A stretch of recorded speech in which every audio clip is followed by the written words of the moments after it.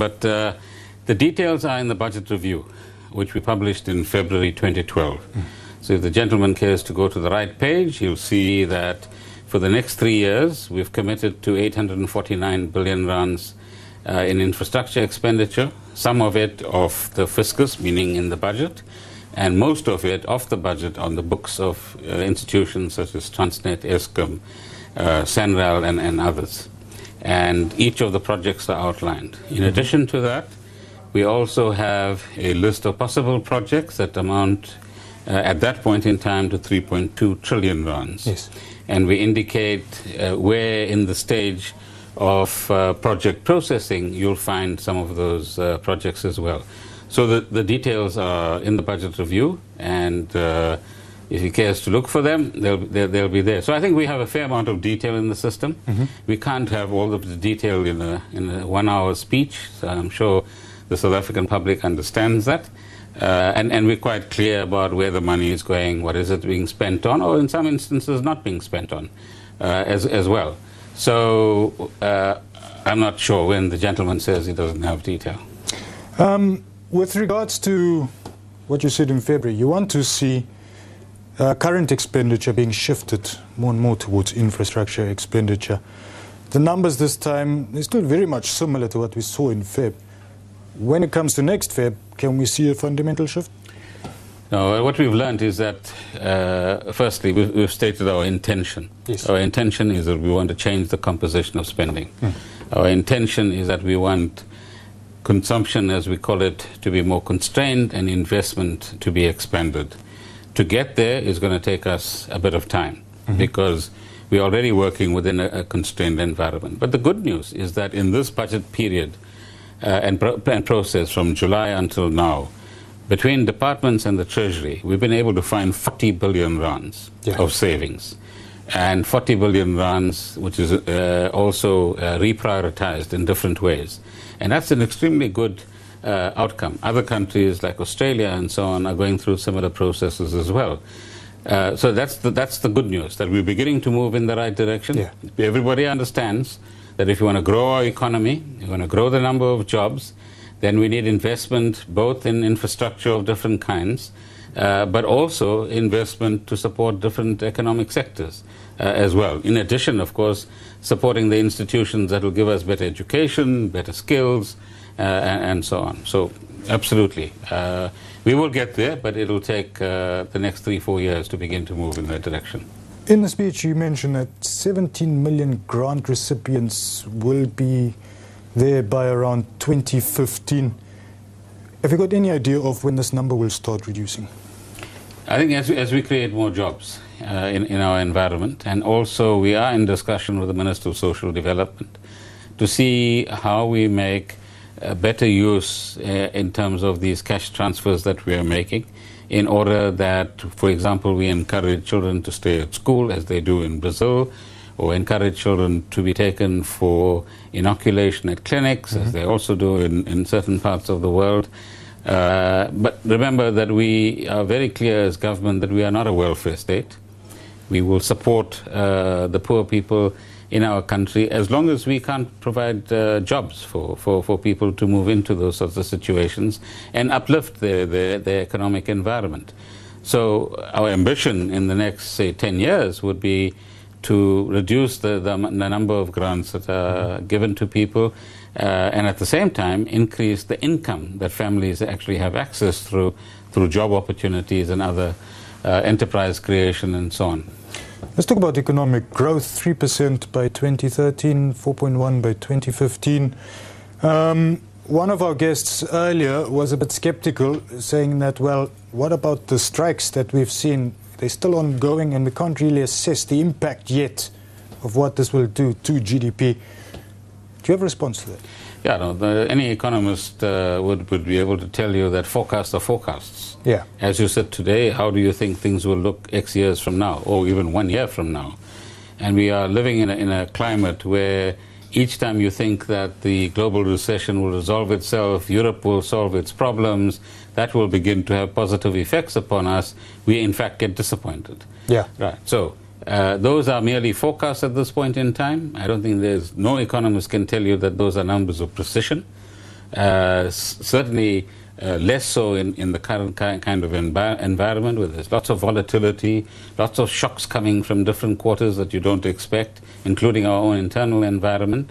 And even globally, you will find that Europe is beginning to impact upon the growth of China and India. Those growth levels have come down. Their demand for our commodities is actually coming down, apart from the effect of the strikes themselves. So bottom line, those are our best estimates at this point in time. And as you know, we will update them every 6 months as we go forward so that they are closer in line with what the reality is at that point in time.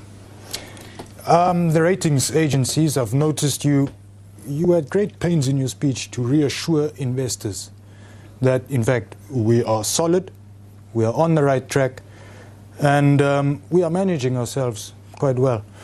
Now, the ratings agencies seem to be more concerned about the political economy and its socio-economic consequences if that goes wrong. So, why would the fiscus be of such great importance to this?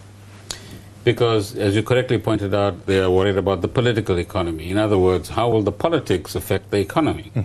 And in their statements, they keep saying that our fiscal balance and our fiscal framework will be negatively impacted because of political phenomena and political events around us. And what we are demonstrating to them is that just as over the last 10 years South Africa managed its fiscal balances in a particular way, we intend to continue to do so. And that within government, we are encouraging people to live within the means that are available at this point in time. So don't accuse us of loosening our fiscal environment or making risky choices about our fiscal trajectory, because there's no factual evidence for that. And all of our numbers, by the way, are far lower down than some of the countries that they actually deal with in Europe and elsewhere in the world.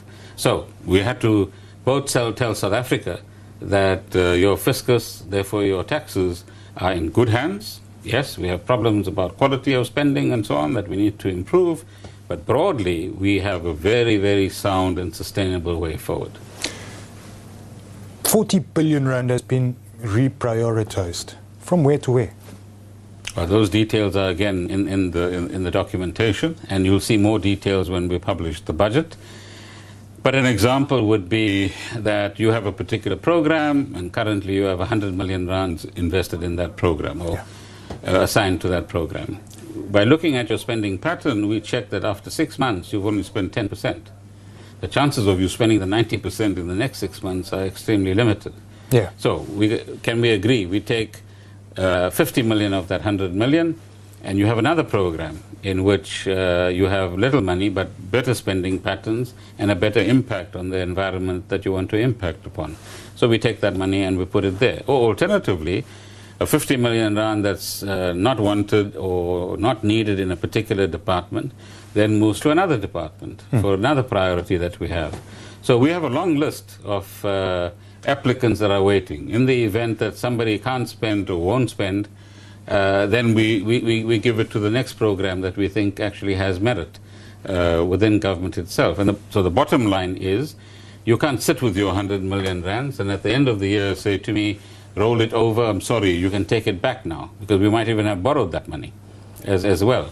So this is proper cash management, if you like, on the one hand, but it's also about saying maybe you need to rethink some of your programs. And maybe you need to reprioritize your programs.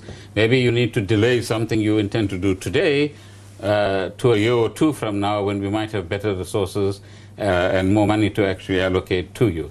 So it's a different mindset that we're introducing within the public service, over and above still continuing to campaign for eliminating waste within our system. One thing that concerns me personally is the fact that you said, unless I'm mistaken here, you are dipping into the emergency fund to start paying civil servants. No, those are not emergency funds. Contingency reserves are precisely that. They're reserves which are set aside for unforeseen eventualities. So in the past, many of those unforeseen eventualities have been about natural disasters. Or in some instances about the salary increases that we've actually granted. So you create a buffer very transparently in your system, to say I'm setting aside X billion. Last year, or during the current year, it was just over 5 billion rands. And you can either use it as the year goes through, and particularly when you come to this part of the year for a particular program, or if more has been spent in a particular area, like salaries, than we had originally intended, it gives you the buffer to be able to actually do so. Thank you for your time, Mr. Minister. Thank you. Was Finance Minister Pravin Gordhan giving us a little bit of feedback on some of the questions that were raised post-budget speech.